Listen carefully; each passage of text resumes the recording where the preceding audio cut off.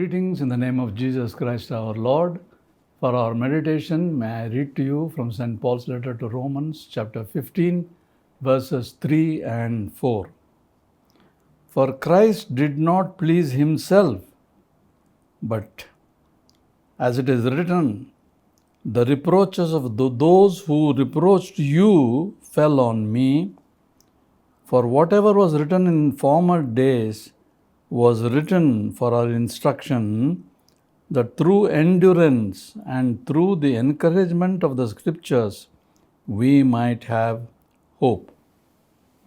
The power of Christ's example, ಕ್ರಿಸ್ತನ ಉದಾಹರಣೆಯ ಅಥವಾ ದೃಷ್ಟಾಂತದ ಒಂದು ಶಕ್ತಿ, ಪ್ರಬಲವಾದ ಶಕ್ತಿ. Till now, Paul has been exhorting us with various kinds of teachings. He is trying to encourage us. Here, after the encouragement and exhortation, he gives an example. ಇಲ್ಲಿಯವರೆಗೆ ಪೌಲನು ತನ್ನ ಬರಹಗಳಲ್ಲಿ ನಮಗೆ ಉಪದೇಶ ಮಾಡ್ತಾ ಇದ್ದ, ಉತ್ತೇಜನಗಳನ್ನು ಕೊಡ್ತಾ ಇದ್ದ. ಆದರೆ ಈಗೇನು ಮಾಡ್ತಿದ್ದಾನೆ? ಒಂದು ಉದಾಹರಣೆ, ಒಂದು ದೃಷ್ಟಾಂತ, ಜನರನ್ನು ಇವುಗಳಿಂದ ಪ್ರೋತ್ಸಾಹ ಮಾಡಲಿಕ್ಕೆ ಪ್ರಾರಂಭ ಮಾಡಿರುವ. We should never forget that an example is far more powerful than an exhortation. An example is far more powerful than an exhortation or some kind of encouragement. An example is always an inspiration to follow. ಒಂದು ಉದಾಹರಣೆ ಉಪದೇಶಕ್ಕಿಂತ, ಉತ್ತೇಜನಕ್ಕಿಂತ ಅತ್ಯಧಿಕವಾದ ರೀತಿ ಪ್ರಬಲವಾದದ್ದು ಉದಾಹರಣೆ, ಒಂದು ದೃಷ್ಟಾಂತ. ಕಾರಣ, ಉದಾಹರಣೆಯನ್ನು ನಾವು ಅನುಸರಿಸಬಹುದು, ಉದಾಹರಣೆಯನ್ನು ನಾವು ಪರಿಪಾಲಿಸಬಹುದು, ಹಿಂಬಾಲಿಸಬಹುದು.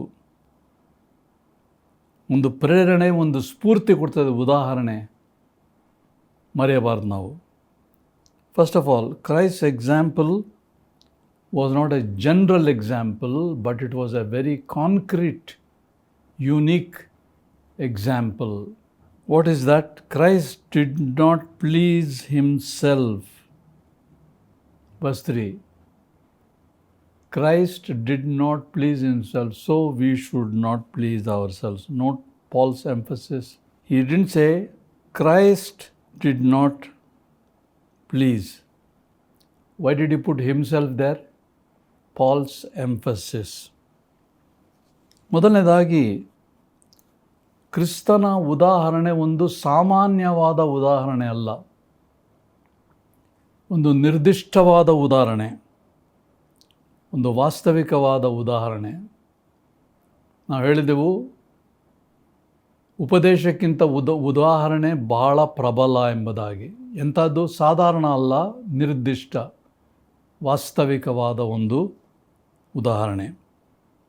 3ನೇ ವಚನದಲ್ಲಿ ಹೀಗೆ ಬರೆದಿದ್ದಾನೆ, ಯಾಕಂದರೆ ಕ್ರಿಸ್ತನು ಸಹ, ಬಿಡ್ಬೋದಾಗಿತ್ತಲ್ಲ ಸಹ ಅನ್ನೋದನ್ನು, ಯಾಕಂದರೆ ಕ್ರಿಸ್ತನು ತನ್ನ ಸುಖವನ್ನು ನೋಡಿಕೊಳ್ಳಲಿಲ್ಲ ಅನ್ಬೋದಾಗಿತ್ತು. ಕ್ರಿಸ್ತನು ಸಹ ಎನ್ನುವುದು ಪೌಲನ ಒಂದು ಒತ್ತು ಹೇಳುವಿಕೆ, ಅಥವಾ ಪೌಲನ ಒಂದು ಸ್ವರಭಾರ, ಪ್ರಾಮುಖ್ಯತೆ ಕೊಡುವ ಒಂದು ಶಬ್ದ ಯಾವುದು? ಕ್ರಿಸ್ತನು ಸಹ ಎಂಬುದಾಗಿ.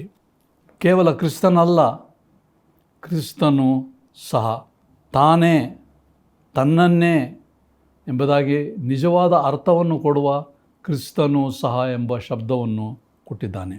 What does this emphasis mean? Jesus Christ himself. What does it mean? What is the weight or the impact of this word himself here? Means Jesus did not put his interests first, his needs first, his desires first. Instead, he was thinking of others, not his welfare primarily, but his others' welfare. He did so much for us. If you are a Christian, if you are a believer, if you are a follower of Jesus Christ, think of all that Jesus Christ has done to you. And how can we not say, We don't want to think about ourselves just because Jesus also did not think about us. If Jesus has said that, we have to also be mindful of the needs of the other people. ಈ ಉದಾಹರಣೆಯ ಮಹತ್ವ, ಪ್ರಾಮುಖ್ಯತೆ ಏನೆಂಬುದಾಗಿ ಸ್ವಲ್ಪ ಆಲೋಚನೆ ಮಾಡೋಣ. ಏನೆಂದರೆ, ಯೇಸು ಕ್ರಿಸ್ತನು ಪ್ರಥಮವಾಗಿ ತನ್ನ ಅಗತ್ಯತೆಗಳನ್ನು, ತನ್ನ ಕೊರತೆಗಳನ್ನು, ತಾನು ತನ್ನ ಸೌಖ್ಯವನ್ನಾಗಲಿ ತನ್ನ ಕ್ಷೇಮವನ್ನಾಗಲಿ ಮೊದಲು ಚಿಂತಿಸದೆ ಎಲ್ಲ ಕಾರ್ಯಗಳನ್ನು, ಹೆಚ್ಚಿನ ಎಲ್ಲ ಕಾರ್ಯಗಳನ್ನು ಆತನು ಬೇರೆಯವರಿಗೆ ಮಾಡುತ್ತಿದ್ದ. ತನ್ನ ಚಿಂತೆ ಅಲ್ಲ ಪ್ರಥಮ, ಬದಲಾಗಿ ಇತರರ ಚಿಂತೆ. ನಾವು ನಮ್ಮ ಚಿಂತೆಗಳಿಗಿಂತ ಇತರರ ಬಗ್ಗೆ ನಾವು ಆಲೋಚನೆ ಮಾಡೋದು ಸುಲಭವೇ? ಯೇಸು ಕ್ರಿಸ್ತನು ಮಾಡಿದ. ನಾವು ಆತನ ಅನುನಾಯಿಗಳು. Paul is suggesting here Jesus Christ is not only an example or a pattern, but he is the power for us to do it. He is the power for us to do it. If we have to do like Jesus has done, we have to conform. We have to align ourselves with the power that Jesus Christ is going to display in us. For instance, for an example which has no power, a person who is stated as an example without power, if that power does not energize us, does not motivate us, it's not the best example. What Paul is citing here is the very best. The power of Christ in us energizes us, inspires us, motivates us, makes us go out of ourselves, think out of ourselves. ಪೌಲನ ಸಲಹೆ ಇಲ್ಲೇನು, ಆತನ ಉತ್ತೇಜನ ಏನೆಂದರೆ, ಯೇಸು ಕ್ರಿಸ್ತನು ಕೇವಲ ಒಂದು ಉದಾಹರಣೆ ಅಥವಾ ಮಾದರಿ ಮಾತ್ರ ಅಲ್ಲ. ವಾಸ್ತವಿಕವಾಗಿ ಯಾರ್ಯಾರು ಆತನ ಮೇಲೆ ಆತ್ಕೊಳ್ತಾರೋ, ಯಾರ್ಯಾರು ಆತನ ಮೇಲೆ ನಂಬಿಕೆ ಇಡ್ತಾರೋ ಅವರಿಗೆ ಒಂದು ಪ್ರಬಲವಾದ, ಆತುಕೊಳ್ಳಬಹುದಾದ ಶಕ್ತಿ ಕೊಡುವುದೇ ಯೇಸು ಕ್ರಿಸ್ತನು. ಒಂದು ಬಲಿಷ್ಠವಾದ ಅಧಿಕಾರದ ಶಕ್ತಿ ಯೇಸು ಕ್ರಿಸ್ತನು ಕೊಡ್ತಾನೆ ಯಾರ್ಯಾರು ಆತನ ಮೇಲೆ ಆತ್ಕೊಳ್ತಾರೋ ಅವರಿಗೆ. ಈ ಕಾರಣದಿಂದ ನಾವು ಆತನನ್ನು ಅನುಸರಿಸಬಹುದು. ನಮ್ಮ ಶಕ್ತಿಯಿಂದಲ್ಲ, ಬದಲಾಗಿ ಯೇಸು ಕ್ರಿಸ್ತನ ಶಕ್ತಿಯಿಂದಲೇ ನಾವು ಏನು ಮಾಡಲಿಕ್ಕೆ ಸಾಧ್ಯ. ಒಂದು ವೇಳೆ ನಮ್ಮ ಉದಾಹರಣೆಯ ವ್ಯಕ್ತಿ ನಮಗೆ ಶಕ್ತಿ, ಸೇವೆ ಮಾಡುವಂಥ ಒಂದು ಬಲ, ನಿಯೋಗ, ಪ್ರೇರಣೆ, ಪ್ರಚೋದನೆ ಕೊಡದಿದ್ದರೆ ಅಂತಹ ದೃಷ್ಟಾಂತ ಅತ್ಯುತ್ತಮವೇ ಅಲ್ಲ. ಕ್ರೈಸ್ತನ ಬಾಳಿನಲ್ಲಿ ನಾವು ಕಂಡುಕೊಳ್ಬೇಕು ಯಾವ ಮಾದರಿ ಯೇಸು ಕ್ರಿಸ್ತನದು. ಪೌಲನು ಹೇಳ್ತಾ ಇರೋದು, ಯೇಸು ಕ್ರಿಸ್ತನನ್ನು ನಾವು ಹಿಂಬಾಲಿಸಿದರೆ ಆತನ ಶಕ್ತಿ ನಮ್ಮನ್ನು ಪ್ರೇರೇಪಣೆ ಮಾಡ್ತದೆ. ನಮಗೆ ಬೇಕಾದಂಥ ಹುರುಪು, ನಮಗೆ ಬೇಕಾದಂಥ ಶಕ್ತಿಯನ್ನು ಕೊಟ್ಟು ನಾವು ಸಹ ಆ ಕೆಲಸವನ್ನು ಮಾಡಲಿಕ್ಕೆ ಸಾಧ್ಯ ಆಗ್ತದೆ. Having experienced the power of Christ, Paul was saying this out of the power of Christ. He says in Philippians 4:13, I can do all things through Christ who strengthens me. What a statement. What a massive strength it is displayed in this verse. A sweeping statement. I can do all things, not some things. Look at the sweeping statement. I can do all things. How? Not in my strength, but through Christ who gives me the strength. That is the motivation. This is the Christ who strengthens you and me. If he has strengthened Paul, he is able to strengthen you and me. This is the power of Christ's example. ಯೇಸುವು ತನ್ನ ಸೇವೆಯಲ್ಲಿ ಪೌಲನಿಗೆ ಕೊಟ್ಟಂಥ ಶಕ್ತಿಯನ್ನು ಸಂಪೂರ್ಣವಾಗಿ ಅಳವಡಿಸಿಕೊಂಡು ಉಪಯೋಗ ಮಾಡಿ, ಫಿಲಿಪ್ಪಿಯವರಿಗೆ ಬರೆಯೋ ಪತ್ರಿಕೆಯಲ್ಲಿ 4:13 ಹೀಗೆ ಬರೀತಾನೇನೆಂದರೆ, ನನ್ನನ್ನು ಬಲಪಡಿಸುವಾತನಲ್ಲಿದ್ದುಕೊಂಡು ಎಲ್ಲಕ್ಕೂ ಶಕ್ತನಾಗಿದ್ದೇನೆ. ಎಷ್ಟಕ್ಕೆ? ಕೆಲವಕ್ಕೆ ಮಾತ್ರ ಅಲ್ಲ. ನನ್ನನ್ನು ಬಲಪಡಿಸುವಾತನಲ್ಲಿದ್ದುಕೊಂಡು, ಪೌಲನು ಯೇಸು ಕ್ರಿಸ್ತನಲ್ಲಿದ್ದುಕೊಂಡು, ಯೇಸು ಕ್ರಿಸ್ತನು ಪೌಲನಲ್ಲಿದ್ದುಕೊಂಡು ಬಲಪಡಿಸ್ತಾ ಇದ್ದ ಕಾರಣ ಎಷ್ಟು ಕೆಲಸ, ಎಲ್ಲ ಕೆಲಸಗಳನ್ನು ನಾನು ಮಾಡಲಿಕ್ಕೆ ಶಕ್ತನಾಗಿದ್ದೇನೆ. ಯೇಸುವಿನ ಉದಾಹರಣೆಗೆ ತಾರತಮ್ಯ ಇಲ್ಲ, ಸಾಟಿ ಇಲ್ಲ, ಇಲ್ಲಿ ಹೋಲಿಕೆ ಇಲ್ಲ. ಇದು ಅನನ್ಯವಾದಂಥ ಒಂದು ಉದಾಹರಣೆ. ಯಾಕಂದರೆ ಶಕ್ತಿಯುತವಾದಂಥ ಉದಾಹರಣೆ. Let us conclude. We said Christ's example was not a general one, it was not a common one, but it was a concrete one, a unique one. Reason, only Christ's example had so much of power to energize the ones who believed and followed him. This power is not a self-contained power that Paul is talking about. Paul is talking about a delegated power of Christ. Yes, Christ said, all power is authority is given to me by the Father.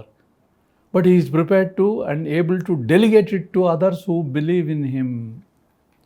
Delegated authority. So that Paul could say, I can do all things. So that you could say, I can do all things through Christ who strengthens me. That's the uniqueness of the example that Paul is giving. Therefore, Christ's power energizes me. Not my own strength, not my belief, not my accomplishment, not my discipline. Christ's power. ಮುಕ್ತಾಯದಲ್ಲಿ ಕ್ರಿಸ್ತನ ಉದಾಹರಣೆ ಕೇವಲ ಸಾಮಾನ್ಯವಾದದ್ದಲ್ಲ ಎಂಬುದನ್ನು ನಾವು ಆಲೋಚನೆ ಮಾಡಿದ್ದೇವೆ. ಭಾಳ ವಿಶಿಷ್ಟವಾದದ್ದು, ವಾಸ್ತವವಾದದ್ದು, ನಿರ್ದಿಷ್ಟವಾದಂಥ ಒಂದು ಉದಾಹರಣೆ. ಕಾರಣ, ಈ ದೃಷ್ಟಾಂತ ಶಕ್ತಿಯುಳ್ಳ ವ್ಯಕ್ತಿಗಳನ್ನು ಬದಲಾಯಿಸುವುದು ಮಾತ್ರವಲ್ಲ, ಶಕ್ತಿಯನ್ನು ವರ್ಗಾವಣೆ ಮಾಡ್ತದೆ ಈ ಒಂದು ದೃಷ್ಟಾಂತ ಯೇಸು ಕ್ರಿಸ್ತನಲ್ಲಿ. ಸ್ವಾಮಿ ಏನು ಹೇಳಿದ್ರು, ನನಗೆಲ್ಲ ಅಧಿಕಾರ ಕೊಡಲ್ಪಟ್ಟಿದೆ, ಎಲ್ಲ ಶಕ್ತಿ ನನಗೆ ಕೊಡಲ್ಪಟ್ಟಿದೆ. ತನ್ನಲ್ಲಿ ತಾನು ಇಟ್ಕೊಳ್ಳಲಿಲ್ಲ, ಪೌಲನಿಗೆ ಕೊಟ್ಟ, ವರ್ಗಾವಣೆ ಆಯಿತು.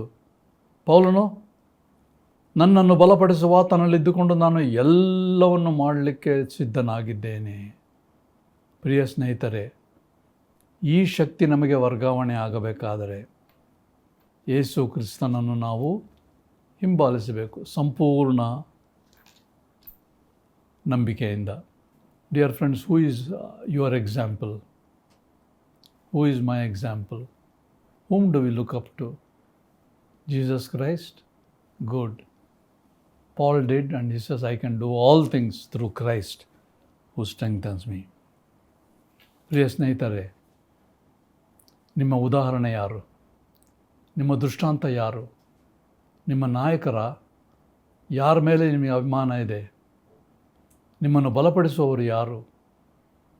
ಯೇಸು ಕ್ರಿಸ್ತನ ಆಲೋಚನೆ ಮಾಡಬೇಕು. ಪ್ರಾರ್ಥನೆ ಮಾಡೋಣ. ತಂದೆಯಾದ ದೇವರೇ, ಪೌಲನು ಯೇಸು ಕ್ರಿಸ್ತನ ಉದಾಹರಣೆ ನಮ್ಮ ಮುಂದೆ ಇಟ್ಟು, ಇದು ನಿರ್ದಿಷ್ಟವಾದ ಉದಾಹರಣೆ, ಶಕ್ತಿಯುಳ್ಳ ಉದಾಹರಣೆ, ಶಕ್ತಿ ಮಾತ್ರ ಅಲ್ಲ, ಶಕ್ತಿಯನ್ನು ನಮಗೆ ವರ್ಗಾವಣೆ ಮಾಡುವಂಥ ಉದಾಹರಣೆ ಇಟ್ಟು ಪೌಲನ ಮೂಲಕ ಸಿದ್ಧಾಂತ ಮಾಡಿದ್ದಾನೆ.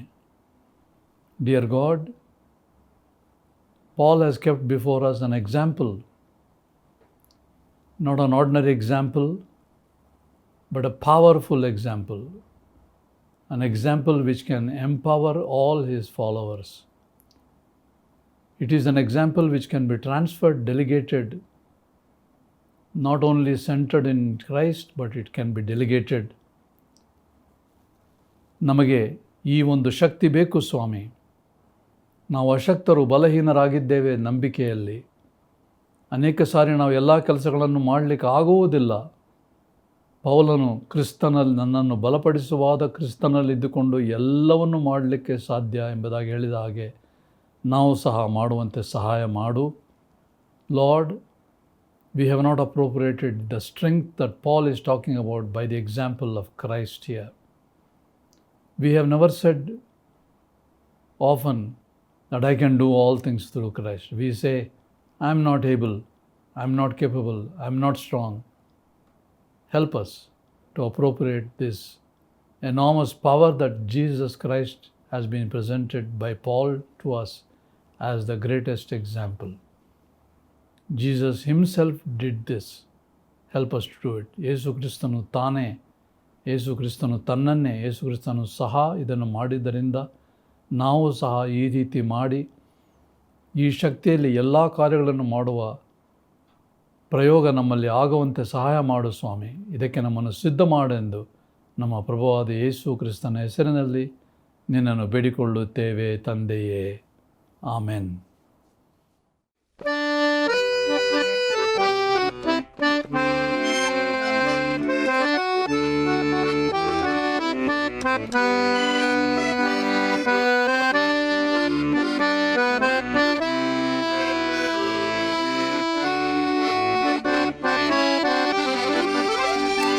ಇನ್ಯಾರು ನಿನ್ನ ಆಪ್ತರು, ಕ್ರಿಸ್ತೇಸು ಒಬ್ಬನೇ ಸದಾ. ಸ್ವೀಕರಿಸು ಈ ಆಪ್ತನ, ಯೇಸು ನಿನ್ನಾತ್ಮ ರಕ್ಷಕ.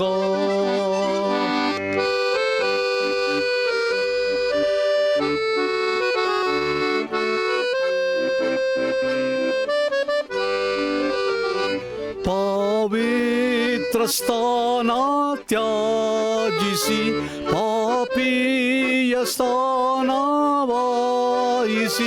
ನಮ್ಮೆಲ್ಲ ದ್ರೋಹ ಸಾಯಿಸಿ ಪ್ರಾಣವ ಕೊಟ್ಟ ಆಪ್ತನ. ಇನ್ಯಾರು ನಿನ್ನ ಆಪ್ತರು, ಕ್ರಿಸ್ತೇಸು ಒಬ್ಬನೇ ಸದಾ. ಸ್ವೀಕರಿಸು ಈ ಆಪ್ತನ, ಯೇಸು ನಿನ್ನಾತ್ಮ ರಕ್ಷಕ. ಪಾಪಿಯ ಸ್ಥಾನ ತ್ಯಾಜಿಸಿ ಪಾಪಿಯ ಸ್ಥಾನವಾಯಿಸಿ, ನಮ್ಮೆಲ್ಲ ದ್ರೋಹ ಸಾಯಿಸಿ ಪ್ರಾಣವ ಕೊಟ್ಟ ಆಪ್ತನೇ. ಇನ್ಯಾರು ನಿನ್ನ ಆಪ್ತರು, ಕ್ರಿಸ್ತೇಸು ಒಬ್ಬನೇ ಸದಾ. ಸ್ವೀಕರಿಸು ಈ ಆಪ್ತನ, ಯೇಸು ನಿನ್ನಾತ್ಮ ರಕ್ಷಕ. ಪವಿತ್ರ ಐಕ್ಯಕ್ಕಾಗಿಯೇ ಕರೆಯುತ್ತಾನೆ ನಿನ್ನನ್ನು, ಸ್ವರ್ಗೀಯ ಕಾರ್ಯಲಾಲಿಸಿ ಸ್ವೀಕರಿಸು ಈ ಆಪ್ತನ. ಇನ್ಯಾರು ನಿನ್ನ ಆಪ್ತರು, ಕ್ರಿಸ್ತೇಸು ಒಬ್ಬನೇ ಸದಾ. ಸ್ವೀಕರಿಸು ಈ ಆಪ್ತನ, ಯೇಸು ನಿನ್ನಾತ್ಮ ರಕ್ಷಕ. ಯೇಸು ನಿನ್ನಾತ್ಮ ರಕ್ಷಕ.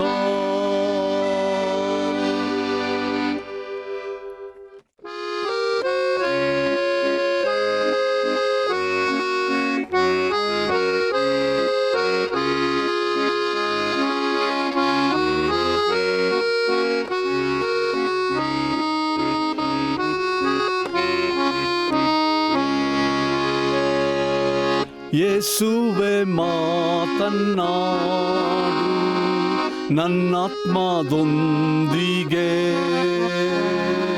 ನನ್ನನ್ನು ಕೇಳಮಾಡು ನಿಂದಿವ್ಯ ಧ್ವನಿಯೇ.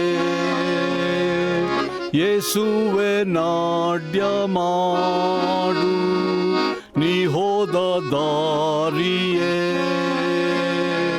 ಯೇಸುವೆ ಹೋರ ಮಾಡು ನನ್ನ ಶಿಲ್ಬೆಯನ್ನೇ.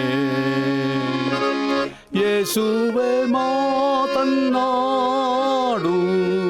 ನನ್ನಾತ್ಮದೊಂದಿಗೆ, ನನ್ನನ್ನು ಕೇಳಮಾಡು ನಿಂದಿವ್ಯ ಧ್ವನಿಯೇ. ನಿನ್ನ ಕೃಪೆಯೇ ಸಾಕು ಈ ನಿನ್ನ ದಾಸಗೆ. ಹಲ್ಲೆಲೂಯಾ ಹಾಡುವೆನು ಜೀವಂತ್ಯವರೆಗೆ. ಸಾಮುವೇಲನೊಂದಿಗೆ ಯೆಹೋವ ದೇವರೇ ಮಾತಾಡಿದಂತೆ ಈಗ ನಮ್ಮೆಲ್ಲರ ಕೂಡ ಮಾತಾಡು ಯೇಸು ನೀನೇ ಒಳ್ಳೆ ಕುರುಬನೇ ನಿಂಧ್ವನಿಯನ್ನು ಕೇಳ ಕೃಪೆಯ ಕೋಡಯ್ಯ ಯೇಸುವೆ ಮಾತನ್ನಾಡು ನನ್ನಾತ್ಮದೊಂದಿಗೆ ನನ್ನನ್ನು ಕೇಳ ಮಾಡು ನಿಂದಿವ್ಯ ಧ್ವನಿಯೇ ನಿನ್ನ ಕೃಪೆಯೇ ಸಾಕು ಈ ನಿನ್ನ ದಾಸಗೆ ಹಲ್ಲೆಲೂಯ